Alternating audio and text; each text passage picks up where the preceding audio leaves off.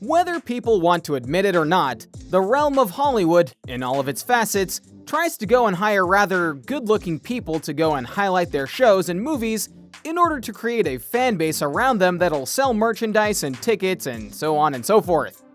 One of these Hollywood hunks for many years, and still to this day, technically, is that of Zac Efron.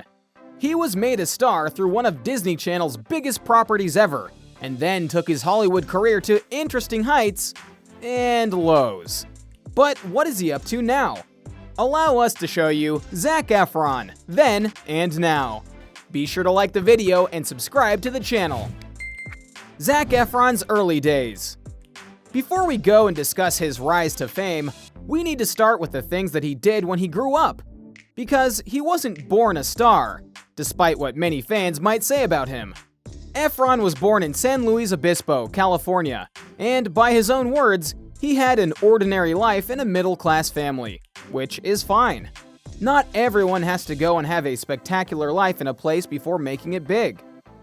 As for his life in school and beyond, Efron has said that he would flip out if he got a B and not an A in school, as well as that he was a class clown. Efron subsequently worked in the theater, the Great American Melodrama, and vaudeville, and began taking singing lessons. He performed in shows such as Gypsy, Peter Pan, or The Boy Who Wouldn't Grow Up, Little Shop of Horrors, and The Music Man, showing that he knew what he wanted to do in life and tried to improve himself so that he could perform well. He was recommended to an agent in Los Angeles by his drama teacher, Robin Mechik, the mother of actors Aaron Michael Mechik and Asher Mechik. Efron was later signed to the Creative Artists Agency. While he didn't attend college, he did go to a performance arts school where he went and did plays and stage productions for a few years before trying to make it into the big time. Earliest roles.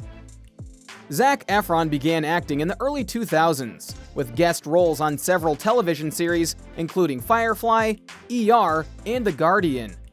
In 2004, he began appearing as a recurring character in the first season of the WB series Summerland.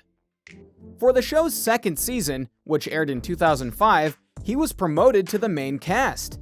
He also appeared in some films, including the Lifetime television film Miracle Run, for which he earned a Young Artist Award nomination for his performance as one of the two autistic twins. It's honestly a bit ironic to look back at some of these shows and think that that is where Zac Efron started out, because he was destined to be a big star and yet started out here. But you have to remember that unless you're selected early on to be a child star, which he was not, rarely do things go from nobody to big roles. It's just not how it's done. But he did those roles and performed well in them. And then, eventually, Disney called and wanted him to be in High School Musical. Here's the thing. The Disney Channel is known for a lot of things throughout its history. But one of its biggest things by far is being able to do their Disney Channel original movies. And for a long period of time, that was what the channel was really known for. And among those movies were ones that became all-time sensations, like Xenon, Halloween Town, Brink, and more. So when 2006 came around, they decided to go and do a slightly different kind of original movie, a true musical. And in their case, High School Musical. An original take on the Romeo and Juliet story, and starring Zac Efron as the hunky jock, Troy Bolton. It also had another soon-to-be breakout star in Vanessa Hudgens as his counterpart in the story.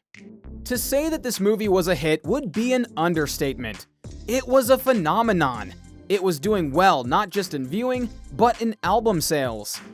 The original movie's album went quadruple platinum, and inspired a host of things Disney as a whole. And of course, they went and made not one, but two sequels, which may not seem that special at first, because Disney Channel is known for doing these sequels, but the third sequel wasn't aired on Disney Channel in its premiere. It was released at the box office, the first movie Disney would do, and it was a huge success. All of this elevated Zac Efron to record heights, as he was now a heartthrob in the eyes of many fans. And even as his time on Disney Channel was ending, many felt he would rise up to be the next great actor. First film roles. Outside of High School Musical 3, senior year, Efron's first film roles were honestly big successes. During the High School Musical years, he did the film adaptation of Hairspray, where he played the main male in Link Larkin, and the film was a big hit. Then, after the end of the trilogy, he did the movie 17 Again with Matthew Perry, and it too was a success. After that, he did the movie Charlie St. Cloud, which many felt would be his big, mature breakout film, given the non-campy tone that it was taking.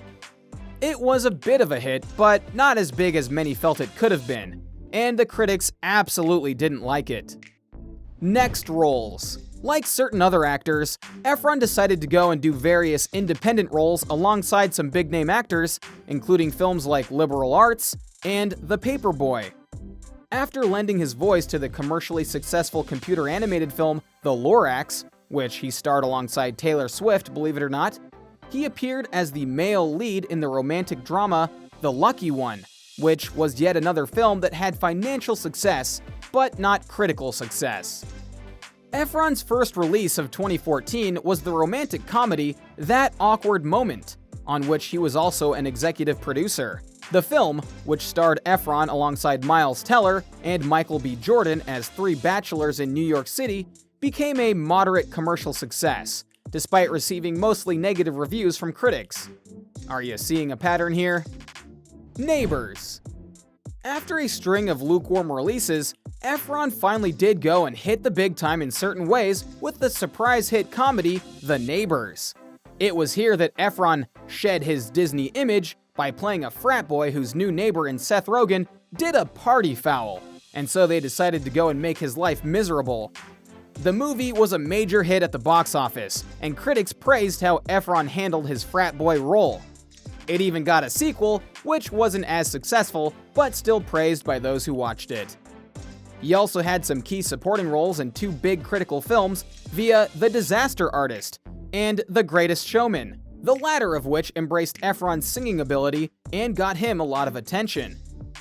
But he also went and did that modern Baywatch movie, and let's just not talk about that one, okay? Recent work. As for his more recent stuff, in 2019, Efron played a drug-addicted libertine in the Harmony Korine film The Beach Bum, opposite star Matthew McConaughey.